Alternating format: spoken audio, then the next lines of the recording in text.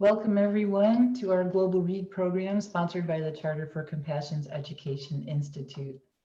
We are so blessed to have with us today Naomi Shihab Nye, who will be talking about her poetry and maybe specifically some of the poems from Voices in the Air. My name is Kate Tringa. I am the Global Read Coordinator for the Charter for Compassion. Thank you all for being here with us today. We'd like to thank our generous sponsors that make this possible for you to be here free of charge. Thank you so much. Just a few quick announcements before we introduce our guest and our host for today's program. Our next global read is The Compassion Project by Dr. Julian Abel and Lindsay Clark. Dr. Julian Abel will be with us on January 20th, so hope you can join us for that. And then our Education Institute offers several courses throughout the year. There's a new one starting in January called Shared Humanity. It'll be facilitated by Gujan Bergman. It's about finding common ground in a divisive world. So Gujan's been with us on several occasions, a very popular course. So hopefully if you haven't taken it, or even if you have, it's been, he's kind of revising it for the current times. And then in February, we have Digital Citizenship. It's a 4-week course also, and we're looking forward to having that as part of our programming as well. So the reason that you're all here, of course, again, is to listen to Naomi. And I just wanted to let you know that at the end of the program, we're going to open it up to questions from the audience. So if you have any, please use the chat room located at the bottom of your screen to put any questions that you might have for Naomi, and we'll be sure to forward those to her when the time is right. So without any further ado, I'd like to introduce to you our host for today's program, Muna Sala. And Muna is an assistant professor in the Faculty of Education at Concordia University at Edmonton. She's a former elementary and secondary school teacher and the author of Stories We Live and Grow By, retelling our experiences as Muslim mothers and daughters. She has grown up in Edmonton on Treaty 6 lands. She is blessed to mother 3 amazing humans who teach her what love looks like in practice every single day. Welcome, Muna, and thanks so much for being here with us today. I know you're excited to introduce our special guest. Yes, I am. Thank you so much, Kate. Welcome, everyone. It's truly my profound honor to have the opportunity to host this event and to introduce Naomi Shihab Nye today. I'm going to apologize in advance. My youngest is heading for school, but she's singing, but also not too happy that she's going to school, conversely. So just letting you know that you might hear her in the background as I read this. And I'm sorry, I had to write something because I was so afraid to miss something important, and this is just who I am. So I worried for a long time about how to introduce Naomi. Why? Because she's one of my sheroes. I wonder if I should introduce her by saying that Naomi was born in St. Louis, Missouri, or that her father was a Palestinian refugee and her mother an American of German and Swiss descent, and how she spent her adolescence in both Jerusalem and San Antonio, Texas. Should I begin by talking about how many awards she's earned, that she's also a professor of creative writing at the post-secondary level, or that she's the Poetry Foundation's Young People's Poet Laureate? I should make sure to mention how she's the author of over 40 books and that her poetry has resonated with people across the world. There's so much I can say about Naomi, and I really highly encourage you to go to the Poetry Foundation's website. You will find out so much, and you will be able to see so many of her poems as well that are highlighted there. But I know that most of all, I want to speak from my heart as much as possible, and just sharing my personal connection with her art. So I recently referenced one of Naomi's poetry poems in a paper about the familial curriculum, an intergenerational curriculum that my Palestinian city taught and composed alongside me. I was able to do so because Naomi provided me with this mirror, and her work provided me with a mirror that I'd never ever experienced before. The poem I referenced was The Words Under the Words that Naomi wrote in honor of her city Khadra, because it was as though she was writing about my life alongside my city. I felt chills reading it. I won't be talking for very much longer, but I want to end it by highlighting how very much blessed I feel to be here and to simply have the opportunity to engage with Naomi in this way and with her work. How blessed we all are to have what Redeemed Sims bishops termed mirrors, windows, and sliding glass doors throughout Naomi's work. Windows into other ways of being and knowing, mirrors that reflect that, and the multiplicity of ways of being human, and sliding glass doors that allow us to walk alongside others in different worlds. How blessed we are for her powerful voice and art that's always a much needed reminder of the importance of living in sustaining and sustainable ways while we are here. So without much further ado, it's my profound honor to introduce Naomi Shihab Nye. Good morning. Good morning, Mona, Kate, and our friends who are gathered here. It's such an honor to be with you. Thank you for your most compassionate words to me this morning. I'm so grateful that you thought about your own family when you read Words Under the Words, because that would always be my hope with poetry, that it reminds us not just of the poet or what experiences they might have lived through, but of our own lives. And it has been my dream working with many children and young people over the years to encourage them to see how much material they are living in the middle of at all moments of their lives. So thank you for being such a compassionate, generous reader. I'm so honored to be part of Global Read. I love all the words that are contained in the umbrella under which we find ourselves this morning. I mean, just to speak charter, compassion, global, read, these are the most important words I would love to be with. So thank you for hosting me here. Thank you so much. Oh yeah, that was coming from my background. I'm so sorry. They went off to school, so we should not be interrupted very much often right now. So I wanted to begin by asking, Naomi, you've published over, you're a prolific writer. You've published over 40 collected works or books, even a children's literature.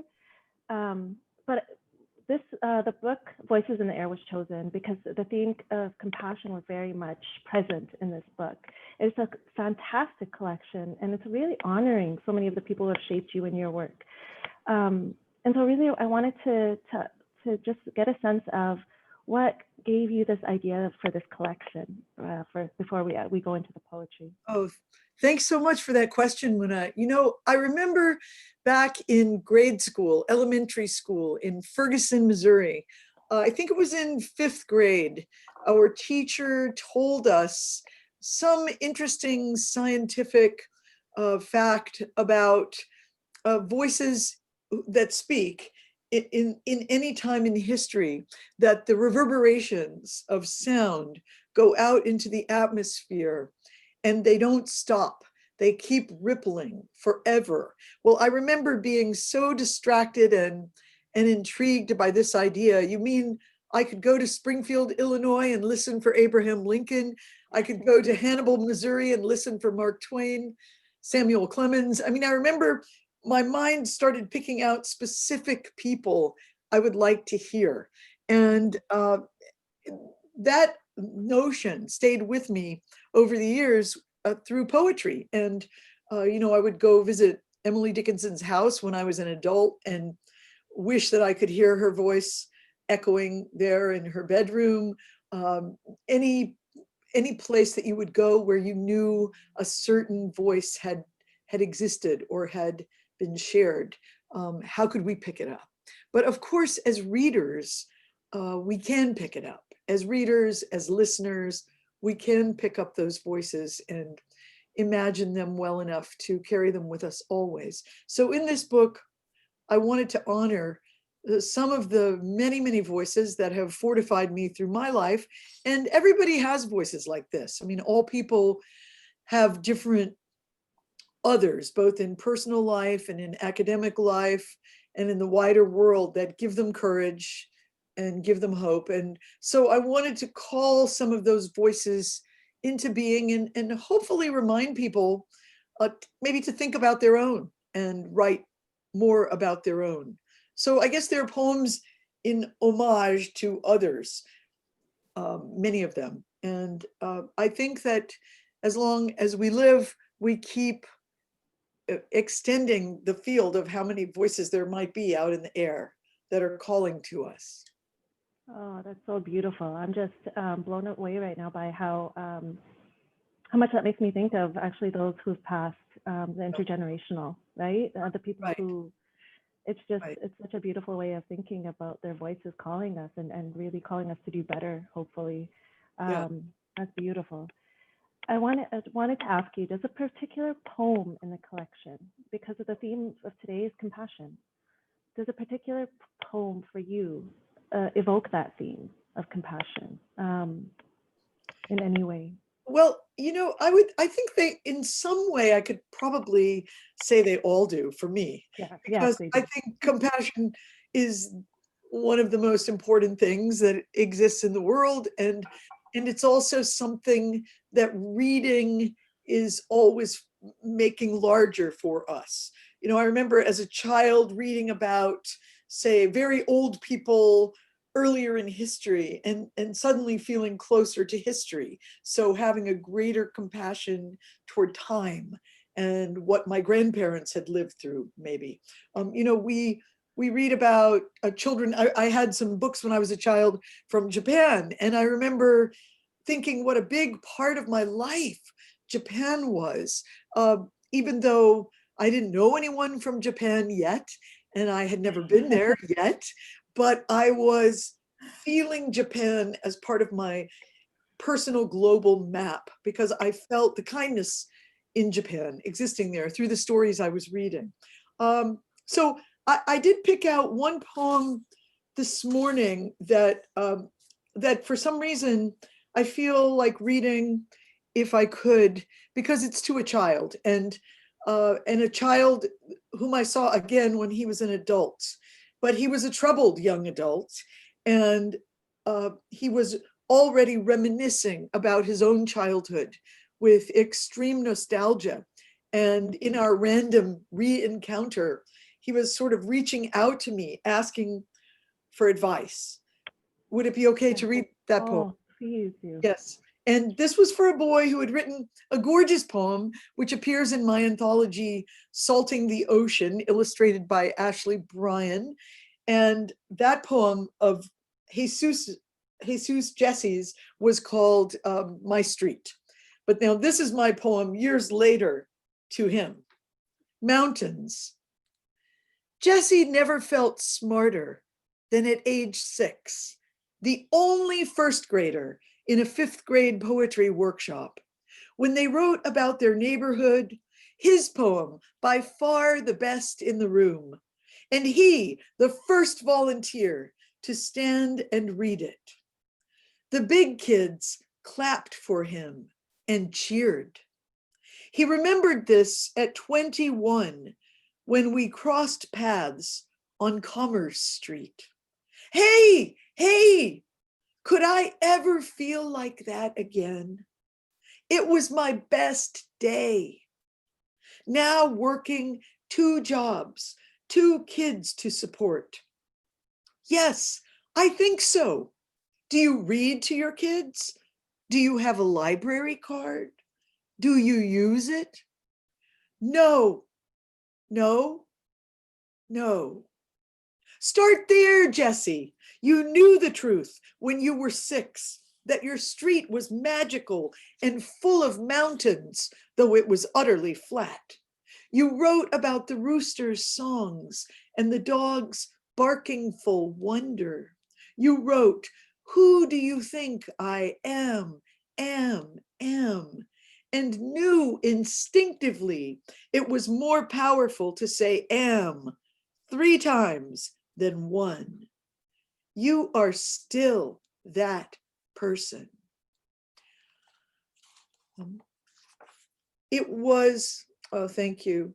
It was so touching to me because I remembered that moment around that particular poem, as well as other moments around others of his great poems so clearly. When you have a first grader with fifth graders, that person really stands out.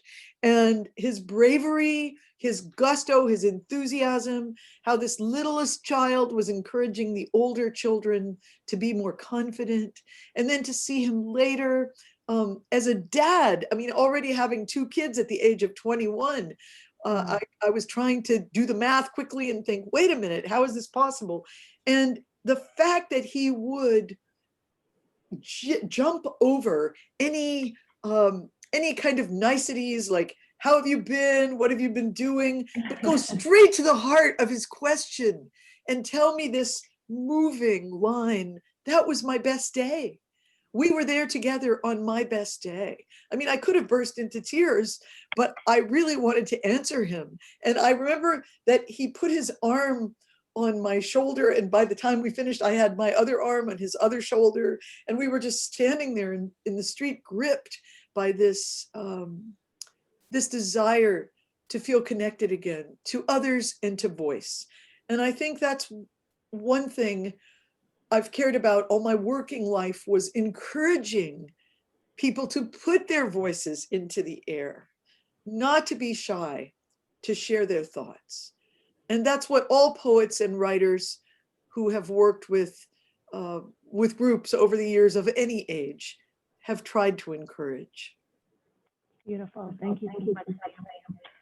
I have so much thoughts about that, because for myself, I've always been that person who has, honestly, I had whatever stage fright was called, the anxiety of speaking out loud in groups has always been there for me. So I resonate so deeply with that, and pushing myself to get to the point where I can do this, it has been huge for me. It's been a long journey. So I thank you so much for that. I have another question about actually before the question that I have, I do have something that in my introduction, I talked to you about, I spoke about how you've provided a mirror for me and how grateful I am for that mirror. One of the things that just, when I was reading through this collection, Invocation, your poem Invocation on page 11, it starts with a very similar kind of idea to that. It struck me so powerfully, and it was so profound. Would you be willing to read that poem for us? Because that first line to me just grabbed my attention, because that's what I've always, it put into words how I felt. Well, Mona, I cheer for you to have such bravery if you feel that sometimes it's been hard to speak up. And thank you for inviting me to read this, because I have never read this poem out loud to anyone else. Invocation. She wanted to be a window wherever she walked. Light of beauty might shine through, but also she felt the small animal cry, trapped, someone else directing what to do. Maybe trucks roaring past in the rain held a clue in the spin of their wheels.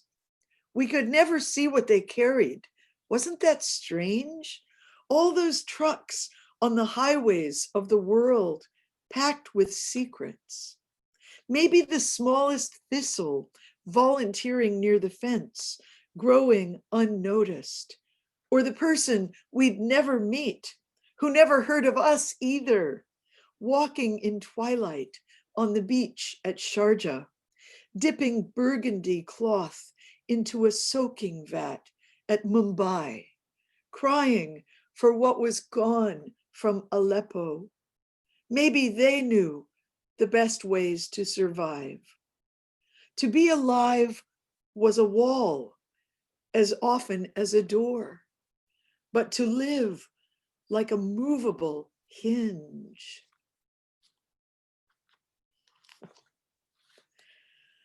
Well, I'm very touched that you asked me to read that, because actually this morning before we got on the recording here, I was thinking about Sharjah and how I was there in the UAE, a place I've worked many times over the years. And my husband and I always like to say, we were there before the big buildings were.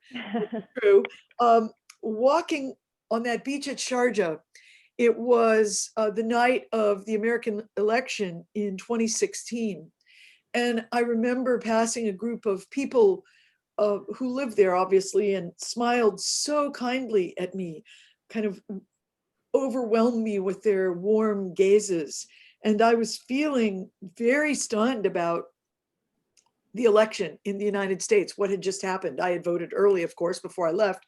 And I was also carrying with me this devotion to reading that people of the United Arab Emirates really encourage. All of the billboards around the UAE said, read more, and had pictures of pencils flying in the sky with wings. It was fantastic initiative toward reading. So that poem means sort of twice as much to me today. You know, I just think about all of the, one of the things that I was really struck by was how much travel is evidenced in this collection, how many places you've been around in the world. And as somebody who just loves to see new things and meet new people, can you maybe share a little bit more about how much travel has shaped you and your writing and your poetry? Well, you know, my father always said that the Shihab family, going way, way back in history, even before they came to Palestine, that they were nomads somewhere in the Middle East. He felt in Egypt or maybe over by Oman. There were different stories that were passed down through the family, but that nomadic element was there. And we traveled a lot as a family when I was a child. And then as an adult, the minute I got out of college, I applied to start working in schools. It was quite brave of me now that I look back on it, because I didn't have any books published yet. And I was only 22 years old when I started going into American high schools, where many of the kids were 18. So that's only 4 years difference in age. And I felt very shy to walk into a classroom and say, I'm a poet, even though I'd been writing poems since I was 6 years old. So I had some things to get over at that point too, work-wise. Just how did I encourage kids to trust me and to feel like they could write poems in my presence? And for so many years, I was just sharing the things that had given me courage and possibility growing up as a reader, because I didn't have anything to prove myself by. I couldn't hand them a book or anything. I just said, you know, I love poems. They keep me going. They're fuel in the world, and you're carrying them too. Let's find them. So that was how I started out. And then as the years passed, you know, I started out working in Texas, where my family had come to live by then, and then went out to other states. And then over the years was very, very lucky and privileged to be invited to visit so many international schools and communities. And working for that network of international education is truly one of the greatest things that can ever happen in somebody's life. At least for me, it was one of the biggest gifts I've ever had, was to travel so much and go straight into a school community where you get to meet kids and meet teachers and feel intimate with the location. And, you know, in some places I would live on the campus, like in China, I would go to a boarding school and get to live on the campus where all the kids and teachers lived. And that was just amazing. So over the years, just kept expanding, you know, working in India many times and just different countries everywhere. So those places often rise up in my poems, because one thing terrific, which I found, Mona, is that poetry absolutely lives everywhere. You cannot find a place where there is no sense of poetry. Even in the most remote Alaskan villages in the Arctic Circle, I know a few of you today are in Canada, one of my favorite places, but I have worked in the Arctic, far north up there, and being with the native populations there and talking to the kids about poems that their grandparents recited in the home and at bedtime and during different periods of the year. Just amazing to hear poems in different languages, and they're everywhere. And I was taken once to an orphanage in the desert in Jordan, and it was an orphanage only for boys. They were all wearing white. They had a full white dress code. And my father was with me. He was my translator that day.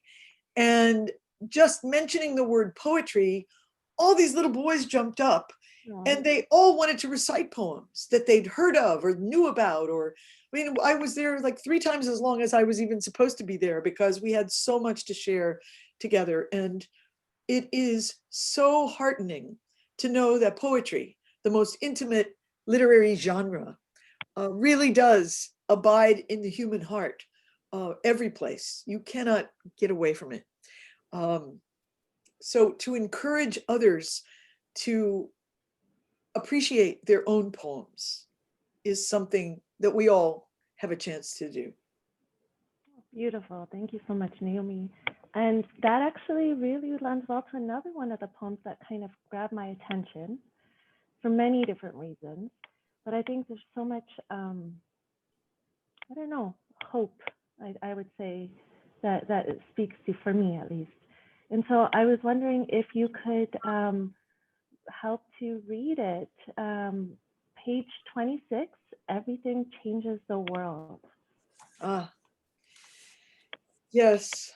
Well, this is a poem for Gaza. And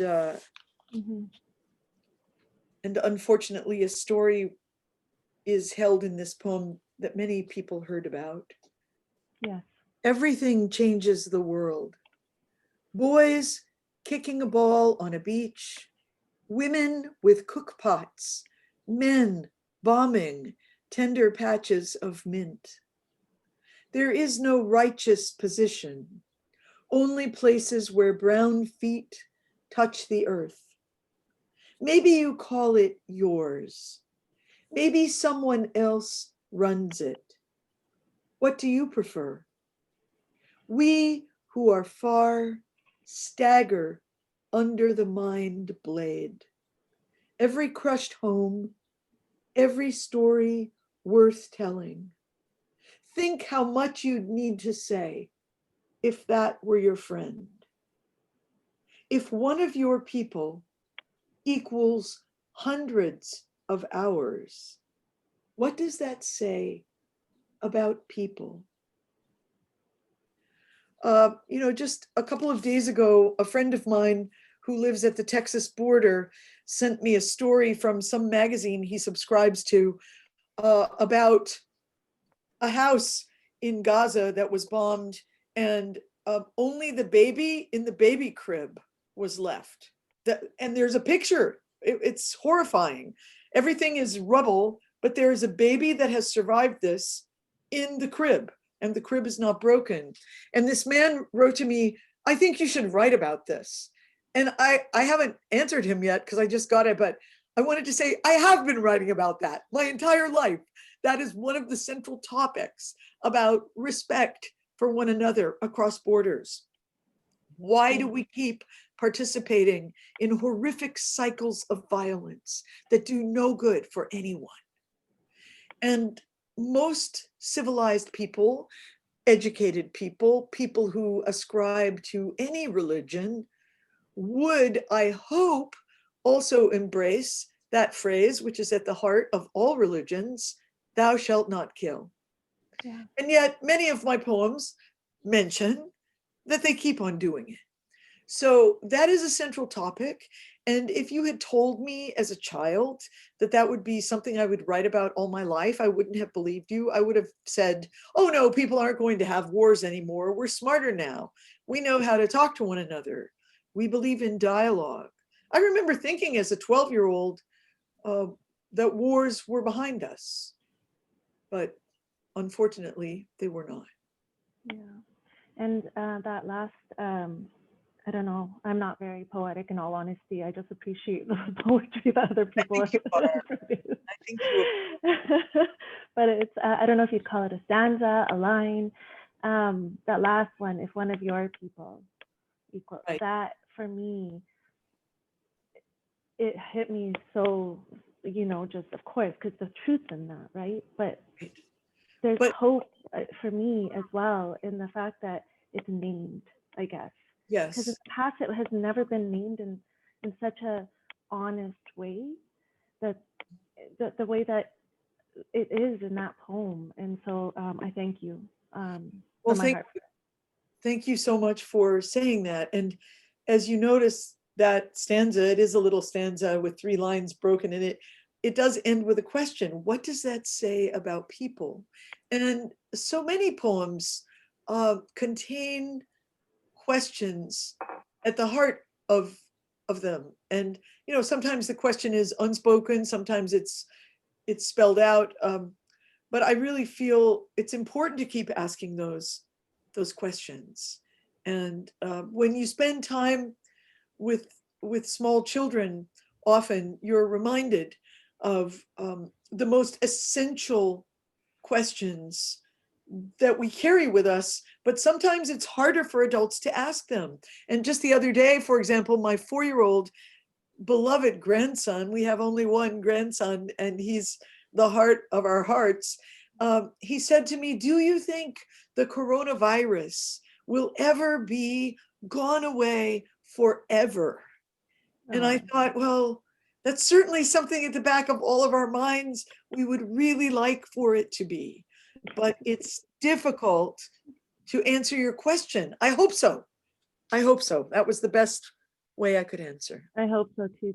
I just think of even my daughter, she's 7 and she's autistic, and just to make sense of masks and distancing and all of these protocols has been, you're just wondering how that's going to reverberate as they get older. Of course, we know children are resilient. We know children, but it's still a story that's been planted in them and an experience that's very much part of who they're shaping up to be.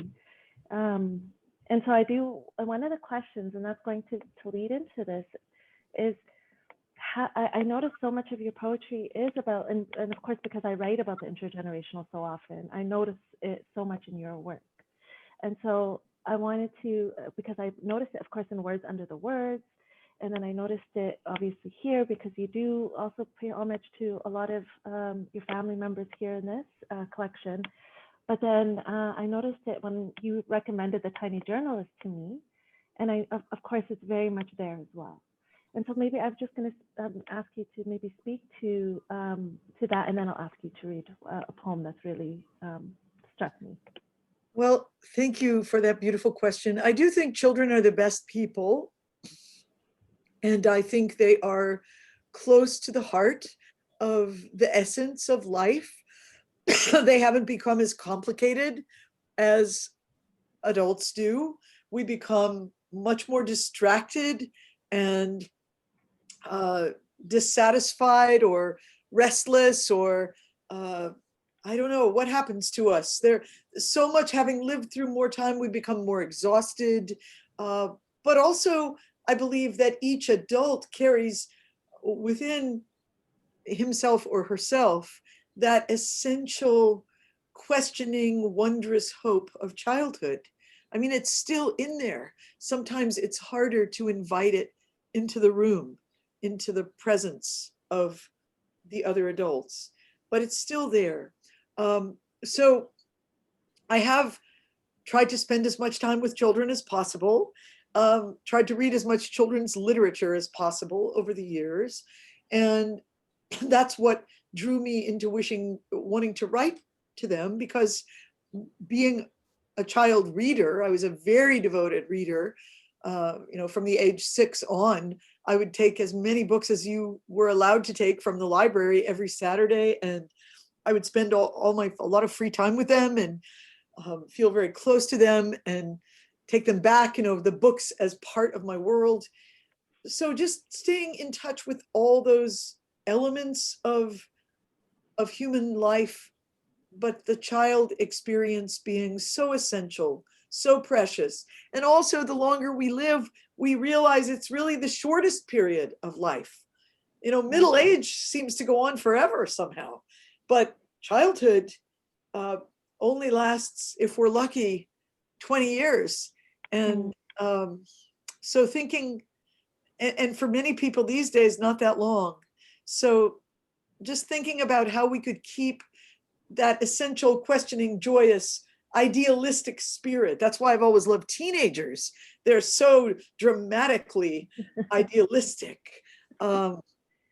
So I would hope that, we could all stay tuned to the child essence in each of us. Yes, and as I'm living with two teenagers at the moment, I will resonate with the characteristics Yes. that you just named. But it's I wouldn't change it for the world, and I wish that this period doesn't end so quickly because you're right, it's too short. So there's a question in the chat right now, and I think it's a really actually wonderful one. What book or books are you reading right now yourself, Naomi? Well, thank you for that question. I have developed a very bad habit during the quarantine pandemic. My readership now, I tend to read about 10 or 20 books at once. So it's hard to answer with one word, one book only. But I could say a few of the books I'm reading that I'm really loving right now. The Night Watchman by Louise Erdrich. I'm reading a book by the two filmmaking brothers, Mark and Jay Duplass, called Like Brothers. It's nonfiction. My husband and I made a point of watching all of their TV series, all of their movies during the past year. And so I was interested when I saw their first book had just come out to read it. I am reading a Piragon, the Colin McCann book about Palestine. I find it very painful and difficult and exquisite. And so I'm reading it extremely slowly. And also because I was the poetry editor for the New York Times Sunday magazine for the past year and 4 months, a job which I delighted in. It has just ended. I'm still reading some of the many, many dozens of poetry books which arrived in my house for consideration during that sojourn as editor. And with poetry books, I find myself, I rarely read the whole book from front to back. I'll read like 4 poems and then I'll put them aside, or I'll maybe make some notes, and then I'll go back and pick up another book that I started earlier. So I'm not the best person to follow right now in terms of reading habits, but I do think, and I'm also reading some other fiction books. I think it's important that we allow ourselves to read more than one book at once if we feel like it. And in this particular year, with so many activities being curtailed, you find yourself at different times of the day wanting to read a different kind of book. Yeah, I find that I'm actually reading I've never done that before. I was never able to read multiple books at a time. Yes. But at this moment, during these several months, yes, the way you just characterized it is absolutely the way that I feel. Yeah. I'm reading multiple at once. Well, I wish everybody well who's doing that. And somebody just asked me a couple of days ago, I got a text from someone and they said, quickly answer this on the spot, your quick spontaneous answer. Tell me the name of a poetry book you fell in love with during the past 2 years. And I said, well, I'm in love with both books by Danusha Lamaris. And so, find her books, Danusha Lamaris, and read those. But, it's okay to do that. And really, we're not trained to do that when we're growing up. We're trained to kind of follow through on the project. But I think a year like the one we're living, we can do anything we want when it comes to our reading habits. That's right. I actually have, that actually, I think really ties into the next poem that I was really hoping that you could read for us, which is on page 51 and titled Showing Up. Ah, beautiful. For Lucille Clifton, and I urge anyone who is not too familiar with her work, or even if you are, look for the new collected poems from Boa Editions called Blessing the Boats. Lucille Clifton was one of my heroes. I did have the great pleasure of knowing her personally, and I just loved her in every way possible.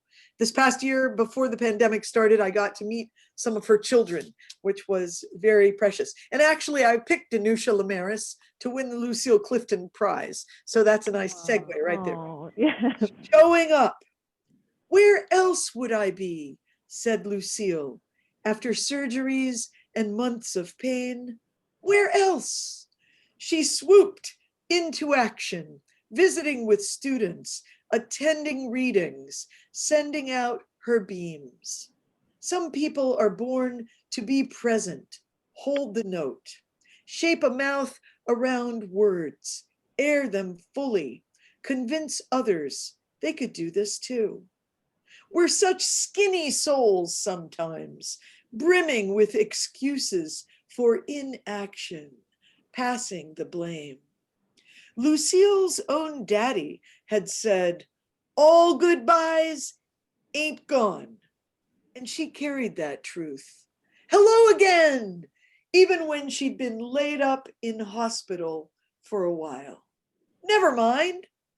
Picture the whirl of energy beneath each human move, circulating, rising with every step. Lucille stayed late, singing the song of carrying on, admitting the truth. Quote, things don't fall apart. Things hold, lines connect in thin ways that last and last. Lucille gave everything she had.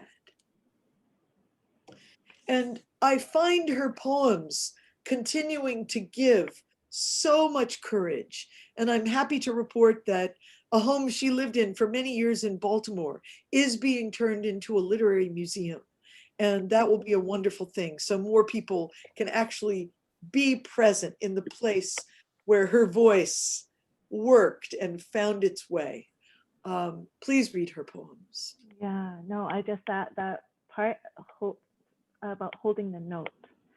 Oh my goodness, that just I got shivers when I read that because it resonated so strongly for me that there are people in our lives who do help to hold that note, Yes. for me at least. And so that's where I think of my mom, right? I think of the people who helped me to hold that note, to Yes. stay with what I was hoping to do with my life. And so I thank you so much for that because it just is a perfect way for me, at least, of thinking about the people who we cherish and who cherish us and who hold us throughout everything.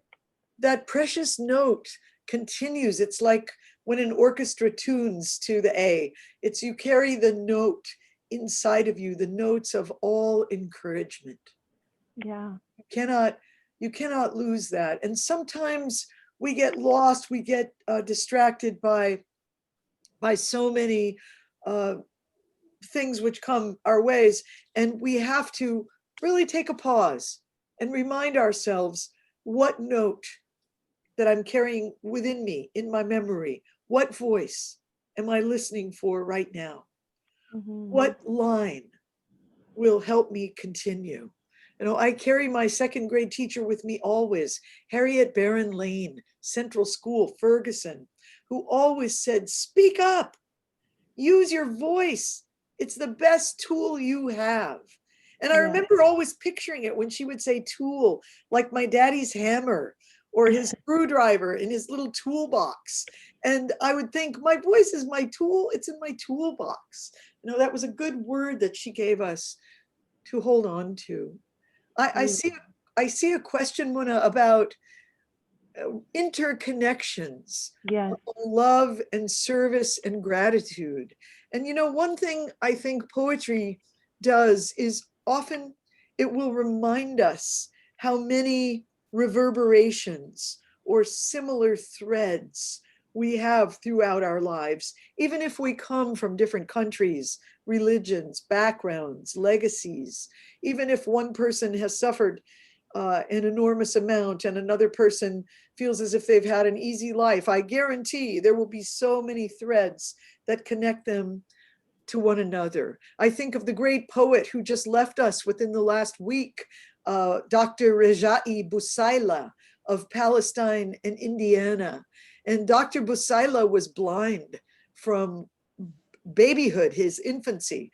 And yet he was an author, he was a professor, he was an immigrant to the United States 55 years ago. He was a father, he was a leader for so many people. And when I think about what that would take, not only to be an immigrant, to go to another country, but not to have visual sight and be able to do it so successfully as well, and to create so many images in his poems. That to me is a real triumph. He was a hero. And there are so many heroes who are willing to share their voices, even after very difficult experience, and let us find some kernels of encouragement in them. And we don't have to match. I often wonder about what is it in the human, what happens to us that somehow we start thinking, well, I have to find people I match with exactly. When on the street I first grew up on, in Ferguson, there was an Italian immigrant family on one side and French Canadian from Quebec on the other. And so they spoke French in their home. They spoke English, but they ate all Italian food all the time. And then we had this mixed Arab American German household. And I remember thinking the three families, we were as close as we could be. And never once did I think, oh, I wish they were Arab Americans. That never even dawned on me. It would never have come to my mind. There was just that humanity.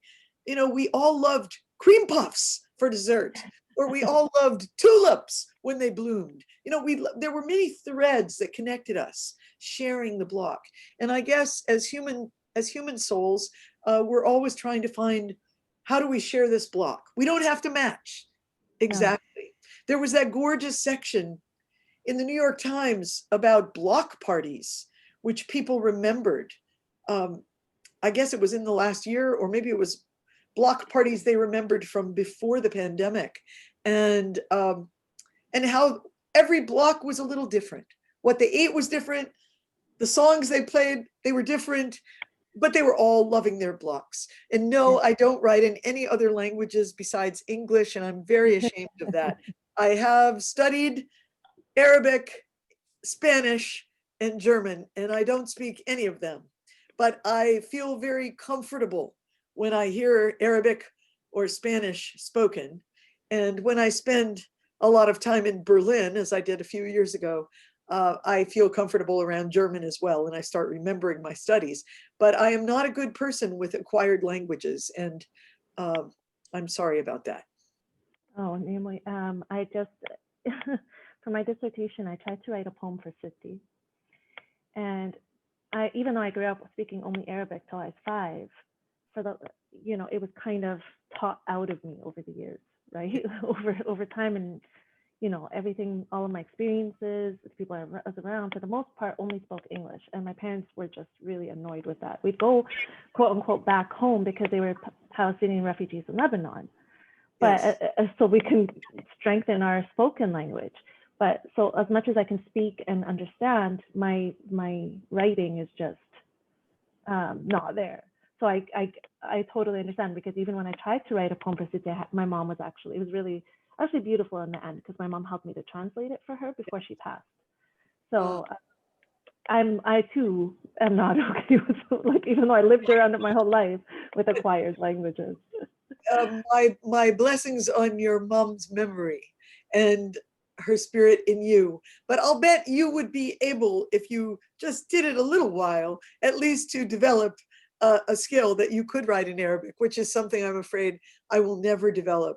But Muna, I'm thinking of something, how it's so special, precious to me this morning to talk to you, because we in a way, we share two countries. We share Palestine because of our backgrounds and our families. But also, when I was 20 years old and 21 years old, both summers I lived in Nova Scotia. And so I had this delusion that maybe I could be Canadian. Maybe I could someday open a bakery in Canada. That was my dream. I don't know what I was thinking. I wanted to buy an old abandoned schoolhouse in a farm field in Nova Scotia and make a bakery there, and then have a lot of books on the shelves. But one thing I remember is walking into a bookstore in Montreal, where my childhood, that best friend from Ferguson, was living in Montreal by this time. So I was visiting her, and walking into a bookstore in Canada and seeing the area of shelves that was Canadian authors. And I remember feeling so shocked and so ashamed, because the only one I recognized was Margaret Atwood. because someone had given me a book of her early poems, but I didn't know any of the other authors. And I remember feeling like I am an illiterate person. I have been living next door to Canada. I am now suffering the delusion I am Canadian, and I don't know any of these other people. So right then, I remember spending like all of my money, I had no money, on books, Canadian authors, many of which are still sitting on my shelves here, and I love them so much. And there are people I got to know over the years, and it's been precious. But this is something we need to work on.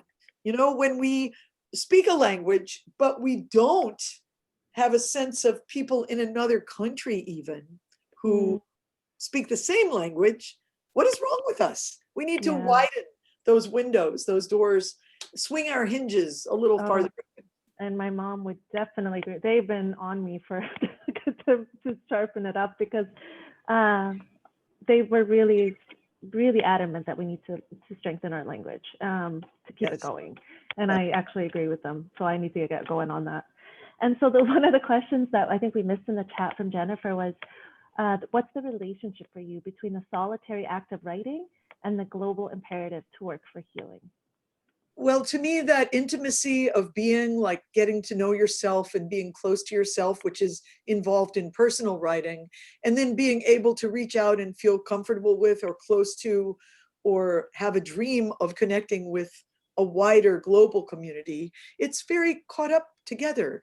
And I see a beautiful comment from Mary. One of the ways we can spread compassion is to read and listen to the poets of other lands. Exactly. And that was my impulse 25 years ago when I made my now classic book, I'm happy to say, This Same Sky, because it's been in print for 25 years. And I intended it for an audience of maybe fifth graders up through adulthood. So a book that would be appealing to readers of all the teen ages into adulthood. That was a challenge I sort of secretly took on.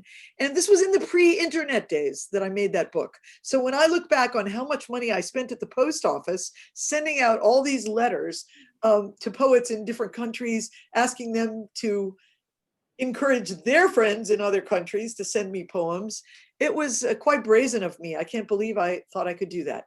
But the book is still in print. And if you don't have This Same Sky, please get an edition while you can. And if you can get an older edition used, it might still have a bookmark in it. That's amazing. Thank you. I cannot wait. Yeah, my whole idea in that book was we share the sky, we share the horizons. Nothing belongs to any one group of us exclusively or more than any other group. So it's very important that we become aware of one another's voices. And I do remember being in fourth grade in Ferguson, and we were studying India. And we were studying like the gross national product of India or the populations of different cities in India. And I raised my hand and I said, could we read some poems from India?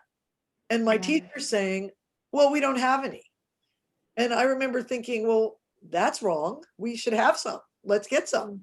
And so, starting out looking for people like Rabindranath Tagore, who I realized would become someone from Bengali, Bangladesh later, but voices that represented the great literary heritage of India.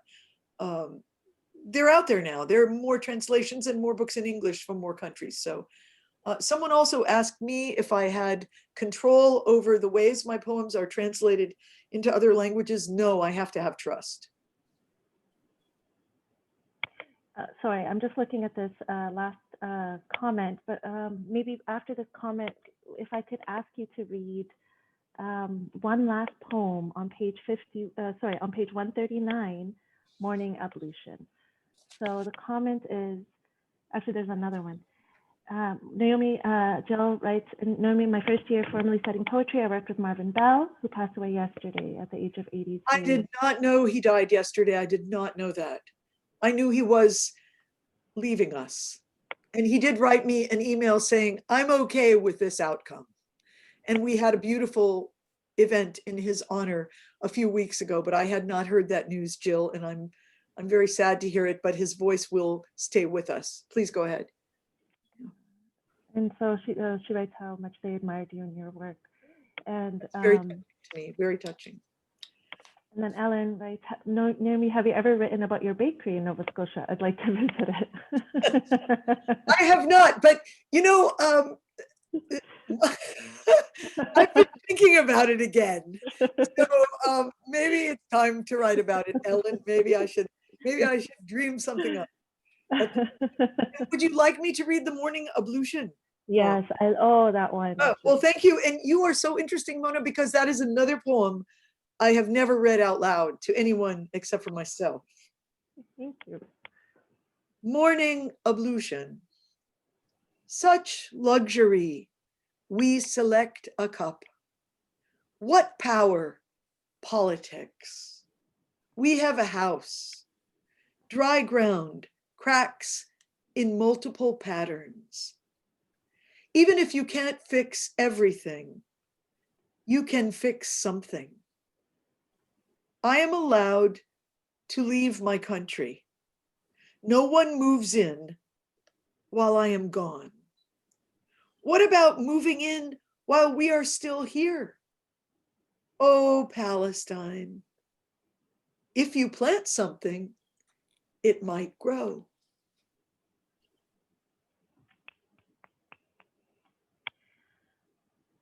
So beautiful. Thank you so much.